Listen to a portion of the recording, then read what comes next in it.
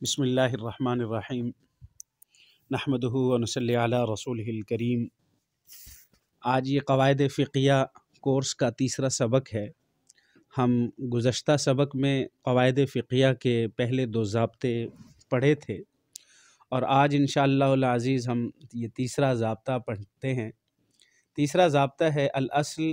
ان من ساعدہ الظاہر فالقول قولہ والبینۃ علی من یدعی خلاف الظاہر۔ ظاہری حالت جس کی تائید میں ہو اس کی بات کا اعتبار کیا جائے گا، اور جو شخص ظاہری حالت کے خلاف دعویٰ کرتا ہے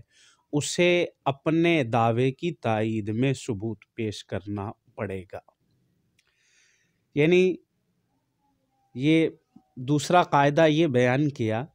کہ ظاہری حالت جس کی تائید میں ہو اس کی بات کا اعتبار کیا جائے گا۔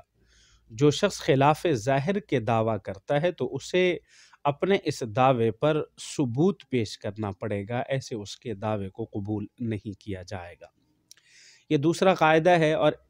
امام نصفی علیہ رحمہ اس دوسرے قاعدے کے تحت جو مثال لے کر آئے ہیں وہ مثال یہ ہے کہ اگر کسی شخص نے کسی دوسرے شخص پر قرض یا تاوان کا دعویٰ کرتا ہے اور وہ شخص انکار کرتا ہے تو بات انکار کرنے والے کی ہی معتبر ہوگی، کیونکہ بنیادی طور پر ہر شخص بری و ذمہ ہوتا ہے، اور جو شخص ظاہری حالت کے برعکس دعویٰ کرتا ہے اسے ثبوت پیش کرنا ہوگا، کیونکہ کوئی آدمی کسی کا قرض ظاہراً نہیں دیتا، ہر آدمی بری و ذمہ ہوتا ہے۔ تو جب مثال کے طور پر زید نے عمر پر قرض کا دعویٰ کیا، زید نے کہا کہ عمر نے میرے 1000 روپے بطور قرض دینے ہیں، یا یہ کہا کہ زید نے میرا فلاں چیز دینی تھی اور زید نے وہ چیز ضائع کر دی ہے، تو اس کا تاوان جو ہے وہ زید ادا کرے گا۔ تو اور یہ شخص اس کا انکار کرتا ہے کہ نہیں، میں نے اس کی کوئی چیز ضائع نہیں کی، تو مجھے اس کا کوئی تاوان بھی نہیں دینا پڑا۔ تو اب فرمائے کہ اس نے خلاف ظاہر دعویٰ کیا ہے، تو خلاف ظاہر دعوے میں اس کی بات کو مانا نہیں جائے گا جب تک یہ اپنے دعوے پر دلیل پیش نہیں کرتا۔ ہم نے کل کے سبق کے آخر میں مدعی اور مدعا علیہ کے متعلق تھوڑی سی بات بیان کی تھی۔ اس میں مدعی اور مدعا علیہ میں نے ایک بات یہ کی تھی کہ بھئی مدعی اسے کہتے ہیں کہ جو خلاف ظاہر دعویٰ کرے، اور مدعی کو یہ بھی ضابطہ تقریباً اسی کے متعلق ہے کہ جب خلاف ظاہر دعویٰ کیا جائے تو اس شخص کو اپنے اس دعوے کے بارے میں جب تک ثبوت نہیں لائے گا اس وقت تک اس کی بات کو قبول نہیں کیا جائے گا۔ یہ دوسرا ضابطہ ہے، اور اسی کے ساتھ ایک چوتھا ضابطہ، یہ تیسرا ضابطہ ہے اور چوتھا ضابطہ، اور چوتھا ضابطہ اس بارے میں کیا ہے؟ چوتھا ضابطہ یہ ہے کہ انہو یعتبر فی الدعاوی مقصود الخصمین فی المنازعات دون الظاہر۔ انہو یعتبر فی الدعاوی مقصود الخصمین فی المنازعات دون الظاہر، یعنی دعووں میں متنازع فریق کے مابین متنازع مسئلہ میں اعتبار ظاہری حالت کا نہیں بلکہ اصل مقصود کا ہوگا۔ یہ دوسرا ضابطہ ہے، اور امام نصفی یہ چوتھا قاعدہ ہے۔ امام نصفی علیہ رحمہ اس چوتھے قاعدے کے تحت ایک مثال لے کر آئے ہیں، اور وہ مثال امام نصفی علیہ رحمہ یہ بیان کرتے ہیں کہ اگر ایک شخص نے کسی کی امانت کسی دوسرے شخص کے پاس ہو، اگر امانت دار سے امانت کے لوٹانے کا مطالبہ کیا جائے اور وہ یہ کہے کہ میں نے تجھے امانت لوٹا دی ہے، اور امانت رکھوانے والا کہے کہ تو نے امانت واپس نہیں کی، تو اس صورت میں امانت دار کی بات معتبر ہوگی۔ اس کے باوجود ہے کہ مدعی کا دعویٰ ظاہری حالت کے مطابق ہے، جس کا ثبوت مدعا علیہ کا یہ کہنا کہ میں نے تجھے امانت لوٹا دی ہے، کیونکہ مقصود زمان ہے اور وہ زمان کا انکار کر رہا ہے، لہٰذا اس کی بات مانی جائے گی۔ اب یہاں دیکھیں، جب مثال کے طور پر زید نے عمر کو کہا کہ بھئی میں نے آپ کے پاس امانت رکھوائی تھی، اب میری امانت وہ واپس کی جائے، اور اس کے جواب میں عمر کہتا ہے کہ نہیں، میں نے آپ کی وہ امانت واپس لوٹا دی تھی، اور زید اس بات کا انکار کرتا ہے کہ نہیں، آپ نے میری امانت واپس لوٹائی نہیں تھی۔ اب اگر زہر کو دیکھا جائے تو جب عمر یہ کہہ رہے کہ میں نے امانت لوٹا دی تھی، اس کا مطلب یہ ہے کہ اس کے پاس امانت تھی صحیح، اس نے اس کے پاس امانت رکھوائی تھی،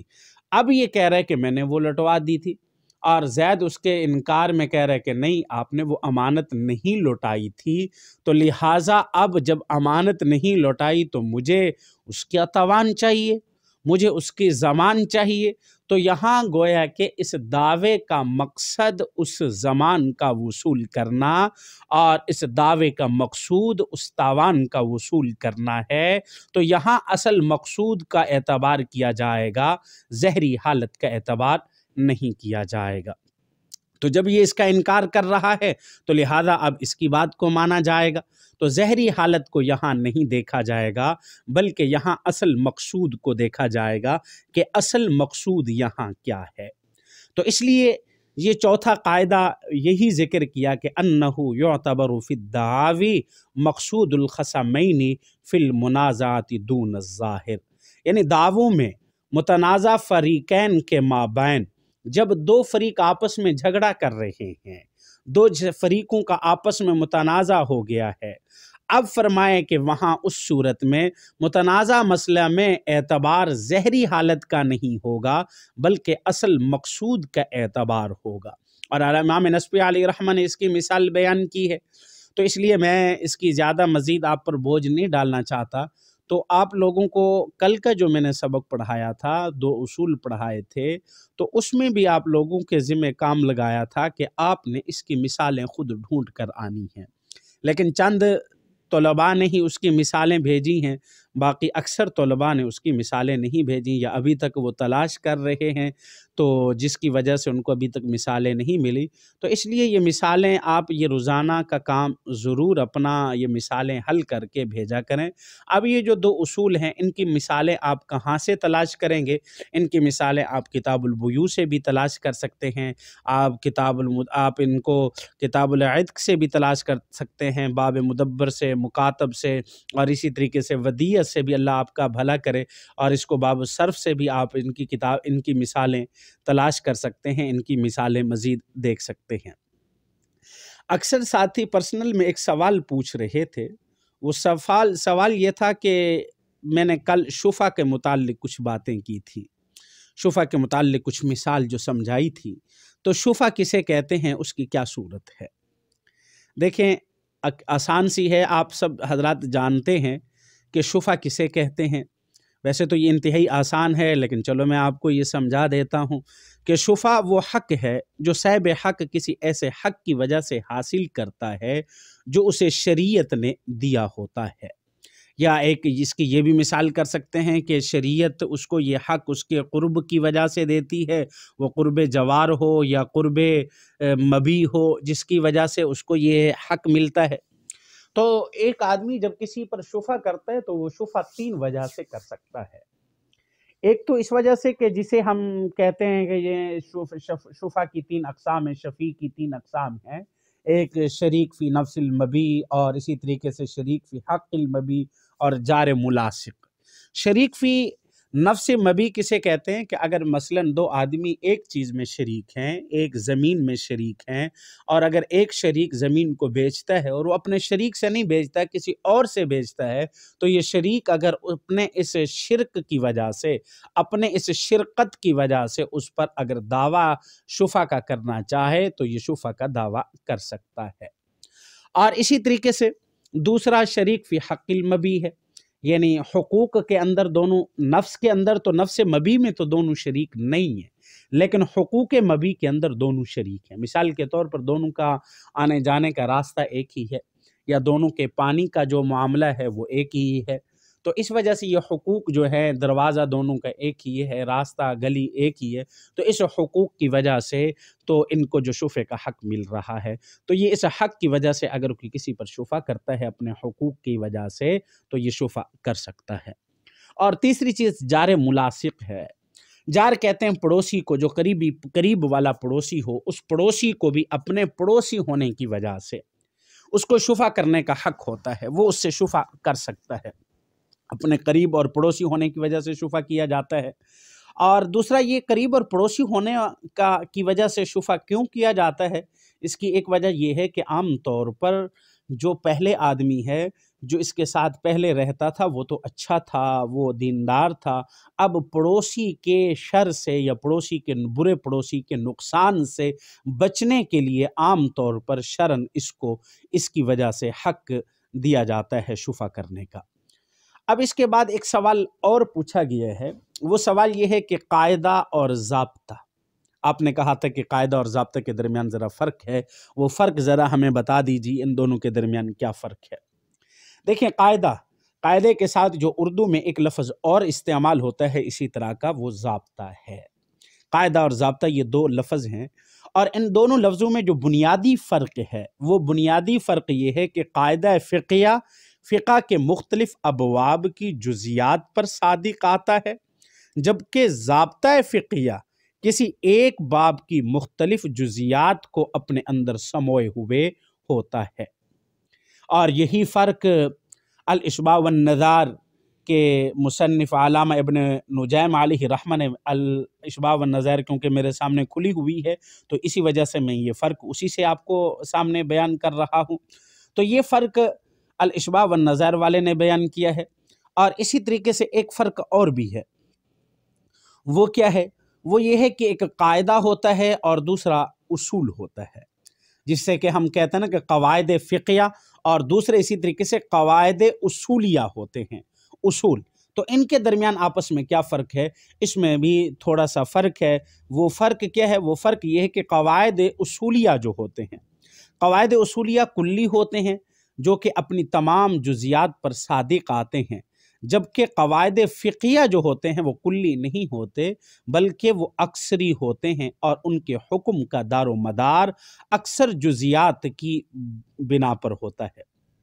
اور اسی طریقے سے ایک دوسرا فرق بھی قواعد فقیہ اور قواعد اصولیہ کے درمیان بیان کیا گیا ہے، اور وہ دوسرا فرق کیا ہے؟ وہ دوسرا فرق یہ ہے کہ قواعد اصولیہ میں تغیر و تبدل نہیں ہوتا۔ وہ جو ایک دفعہ اصولی قاعدہ بنایا گیا ہے وہ اصول بنا دیا گیا، اب اس میں کوئی تغیر تبدل نہیں ہے، بلکہ وہ ہر دور اور ہر زمانے میں کارآمد ہوتے ہیں۔ جبکہ قواعد فقیہ میں سے کچھ قواعد ایسے ہیں جو عرف اور مصلحت کی بنیاد پر قائم ہوتے ہیں، جن میں عرف و زمانے کی تبدیلی کے ساتھ ان میں بھی تغیر و تبدل آ جاتا ہے، جبکہ اصول کے اندر یہ تغیر و تبدل نہیں ہوتا۔ اور اسی طریقے سے ایک فرق اور بھی بیان کیا گیا ہے، وہ فرق کیا ہے؟ کہ قواعد اصولیہ دراصل احکام شرعیہ عملیہ کے استنباط کا ذریعہ ہوتے ہیں، جبکہ قواعد فقہیہ ایسے ہم جنس احکام کے مجموعہ سے عبارت ہوتے ہیں جو کسی ایسی علت کی طرف لوٹتے ہیں جو کہ انہیں ایک ہی لڑی میں پرو دیتے ہیں۔ تو یہ چند فرق جو میں نے آپ کے سامنے بیان کیے ہیں قواعد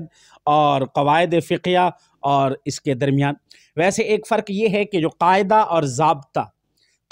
ضابطے کے اندر ایک عام سا جو فرق ہمارے ہاں دیکھا جاتا ہے وہ یہ ہے کہ قاعدہ جو ہے یہ عام ہوتا ہے اور ضابطہ جو ہے یہ خاص ہوتا ہے۔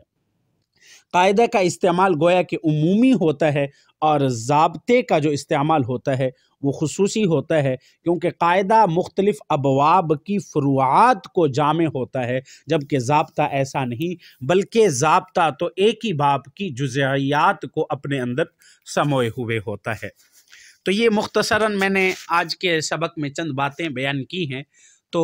جیسا کہ پچھلا سبق تھا اس کی بھی مشقیں کافی سارے ساتھیوں نے نہیں بھیجی، تو آج یہ دو ضابطے ہم نے پڑھے ہیں، تو ان دو ضابطوں کی بھی کوشش کریں آپ، ان کی بھی مثالیں اور دیکھ کر کوشش کر کے، یہ کام ذرا مشکل ہے لیکن آپ ماشاءاللہ علماء ہیں، اہل علم ہیں، آپ کے آگے کوئی مشکل نہیں ہے۔ کیوں؟ اس لیے کہ یہ قواعد جو ہیں، یہ قواعد ہم پڑھ رہے ہیں۔ ایک صاحب نے ایک سوال کیا، اس نے سوال یہ کیا کہ یہ جو قواعد ہم پڑھ رہے ہیں ان کے فوائد کیا ہیں؟ دیکھیں ذرا، یہ قواعد فقہیہ جو ہیں یہ فقہ اسلامی کا نچوڑ ہیں۔ سب سے پہلا فائدہ اس کا، یہ فقہ اسلامی کا نچوڑ ہیں، بالکل اس کا لب لباب ہیں، اس کا خلاصہ ہیں۔ آپ پوری فقہ کا خلاصہ گویا کہ ان قواعد کے اندر شمار کر سکتے ہیں۔ اور اس کا ایک دوسرا فائدہ یہ ہے کہ بہت سارے مسائل کو مختصر جملہ کی صورت میں پیش کرنے کا ایک بہترین ذریعہ ہے۔ ایک قاعدہ بیان کر دیا گیا ہے۔ اہل علم کے لیے تو ایک قاعدہ ہوتا ہے، پھر اسی کے مطابق باقی سارے مسائل اس سے اخذ کیے جاتے ہیں۔ اور تیسرا اس کا ایک اہم فائدہ یہ ہے کہ جیسا کہ آج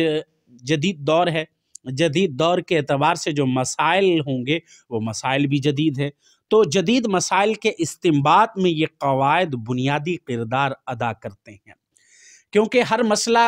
ایسا نہیں ہے کہ جو قرآن و حدیث میں ہو، تو اس صورت میں یہ جو فقہ کے قواعد ہیں، ان قواعد کے تناظر پر ہم ان کا کوئی نہ کوئی حل ضرور سوچ سکیں گے، کیونکہ اہل علم کو ایک راہ دکھائی جاتی ہے، علماء کو ایک راہ دکھائی جاتی ہے، باقی انہوں نے آگے مسائل کا اخذ کرنا ہوتا ہے، مسائل کو ان قواعد پر مبنی کرنا ہوتا ہے، عوام کے سامنے ان مسائل کو کھول کر رکھنا ہوتا ہے، اور جب ان قواعد کی سمجھ اور ان کی تشریح علماء کو اس کا پتہ نہیں ہوگا تو اس وقت تک فرمایا کہ عوام کے سامنے ہم یہ جدید مسائل اور ایسے مسائل کے جس کا استنباط عام عوام کے لیے مشکل ہے، سمجھنا مشکل ہے، تو علماء حضرات اس کو کیسے سمجھائیں گے؟